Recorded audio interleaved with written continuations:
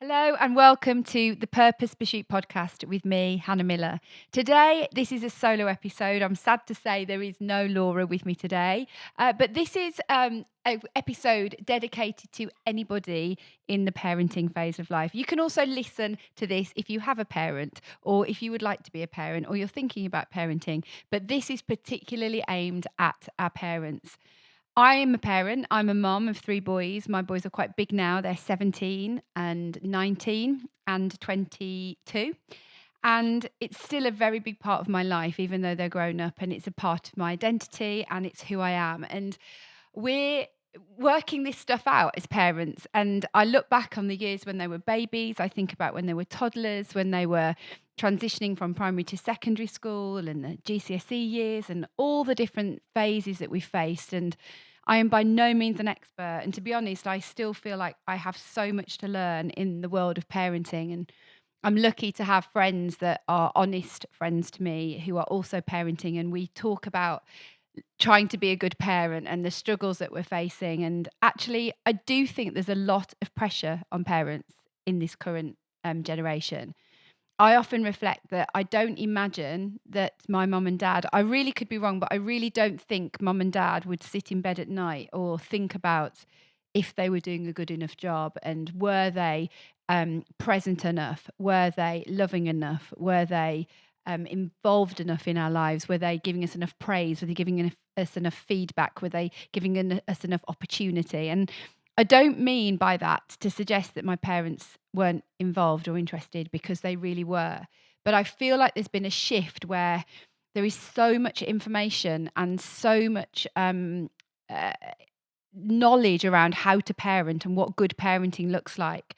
Add to that just a constant information overload. Add to that the fact most people are both working in the home. Add to that other kinds of financial pressures and also families living further away from one another than they used to. That this is a perfect storm for overwhelmed parents who are probably questioning whether they're doing a very good job. And do you know, I regularly question whether I'm doing a good job. Not because everything is falling apart around me, but when there are challenges, sometimes I think, "Am I doing this right? How do I know I'm doing a good job?" And it can be so easy to just think about those moments that haven't gone well. And so, if you're listening to this and you're in the early years of parenting, or you're listening to this and you've just had a difficult evening with a teenager, or you're dealing with some challenging behaviors, or you're feeling a bit lost along the way, I just thought I sat down and I brainstormed a few encouragements that I need to hear that I think might be encouraging to you too. So I'm just going to read those to you with a little bit of context, and hopefully, as you hear this, you will be reminded and encouraged along the way. And they're in no particular order, but these are a few things I've picked up along the way. They're not tips; they're encouragements to you. I'm not equipped, I don't think, to give tips necessarily. So your children are not just the sum total of you. I think sometimes we put so much pressure that every time there is a poor behavior or something that we didn't want to see in our children, that we think all roads lead back to us. But I was once told by a very wise woman called Marg that, you know, they are humans in their own right with a growing sense of agency from a young age. We can't take all the credit for the great stuff, and we can't take all responsibility for the not so good stuff. And in the same way, you and I are individuals and we are humans in our own right, and we are more than the sum total of our parents. Our children are more than the sum total of you. So let yourself off the hook there a little bit, recognizing that you are doing your bit, but every choice, every outcome is not a reflection directly on you and what you've done. So much of it comes down to them. And that's also the brilliant stuff they do, is also down to them and their choices. Number two, all you have is now. There's been quite a trend to be reminded of, this could be the last time you feed your baby. This could be the last time your baby holds your hand. This could be the last time you bath your baby, and all of this kind of almost pressure to make sure you're making the most of everything. And actually, well-meaning grannies will often say, "Oh, it goes so fast," and this pressure around time can be so so stressful actually, and then make people like me who have older children just feel a sense of regret or I can't go back, and all we have is now. And what I mean by that is all we can do is make the most of the time we have right this moment. None of us know what we have tomorrow, or what tomorrow might bring, and none of us can go back in time. Neither of those things can happen. All we have is the time right now and how we're going to spend it, and be encouraged that nothing has been wasted that you've done before. And yes, we can't get time back that's gone, but we do have the time we have right now, and we can do our best with that very moment. Number 3, love covers. The full kind of phrase there is love covers a multitude of sins, but I don't necessarily mean a multitude of sins. I just mean love covers everything. And I remember somebody saying that to me when my children were young. I might have even been my own mom, that doesn't mean we can do as we like and, treat people how we want, but there's something about a foundation of love that covers the mistakes that we make. Love and a loving home, a home covered in love, that blanket of love will cover so much of the stuff that we might be feeling we could have done better in. And if there's anything we can prioritize, it's creating a space where our children and our young people know that they are loved, and that will cover some of the things that we may have wished we'd done differently or handled differently. We don't have to be perfect at all. Number 4, safe parents aren't perfect. They say sorry. They simply say sorry.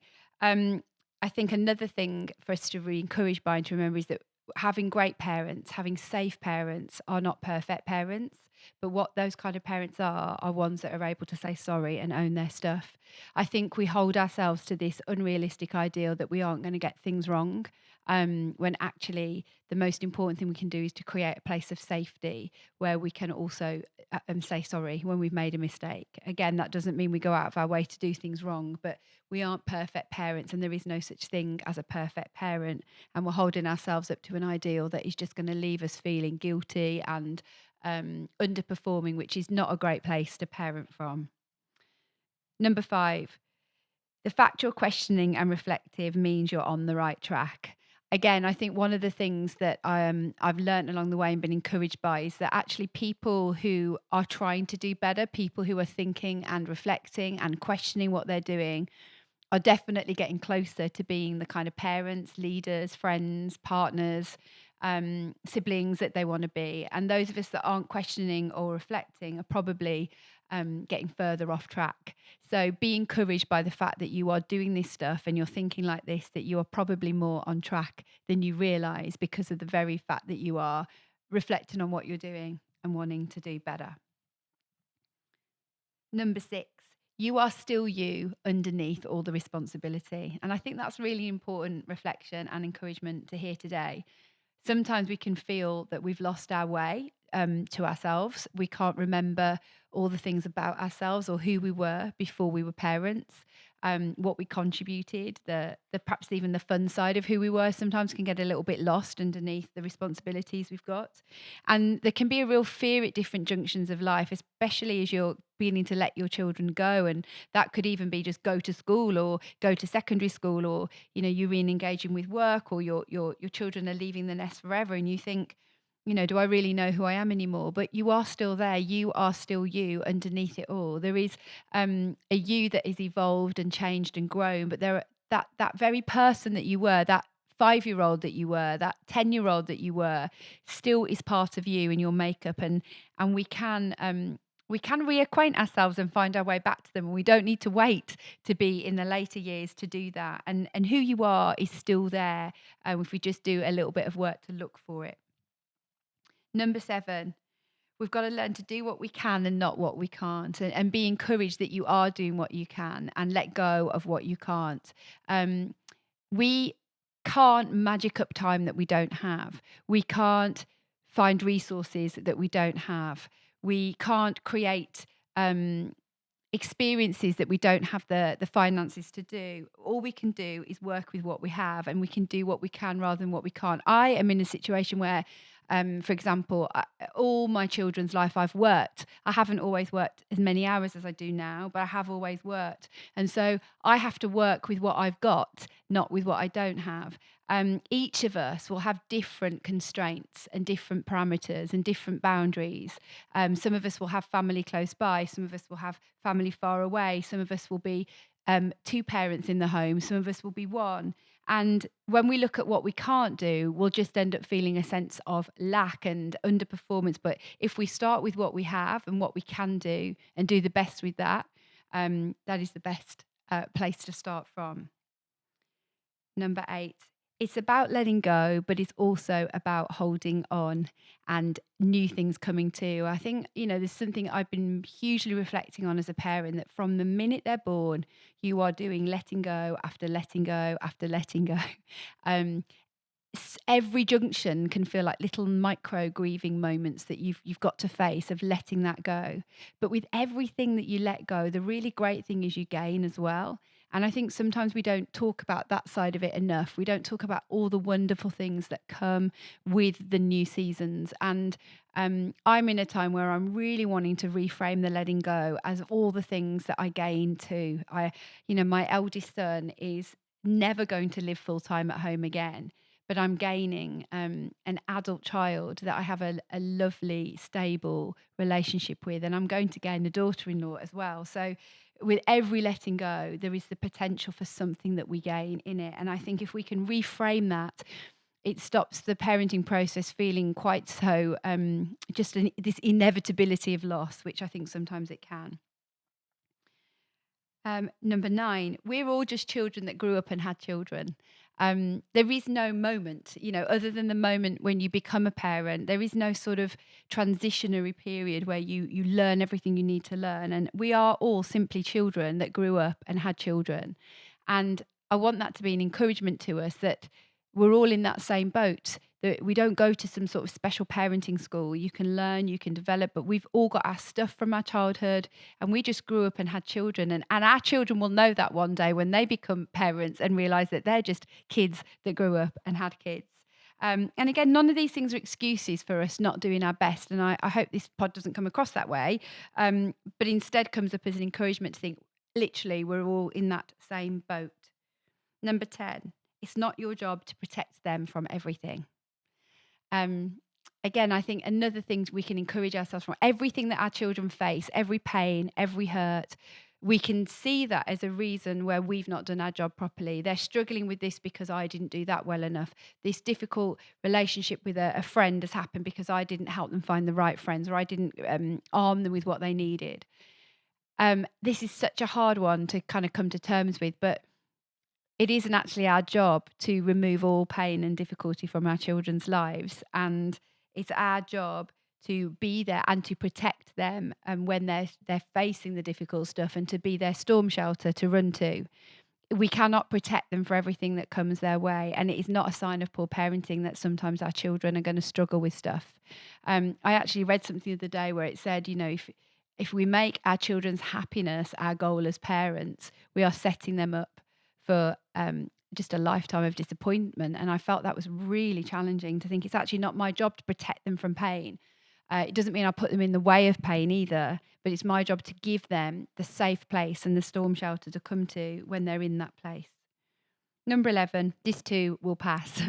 Every parenting stage comes with its challenges and its difficulties. And when you've been around the block a couple of times, you do realise that the things that are really hard and feel like they'll never end do. And that phrase, this too will pass, is so important to hold on to and think, actually, everything is a stage and a phase that they'll come out the other side of. Be encouraged that the ordinary and everyday is so much more important to your children than you realise.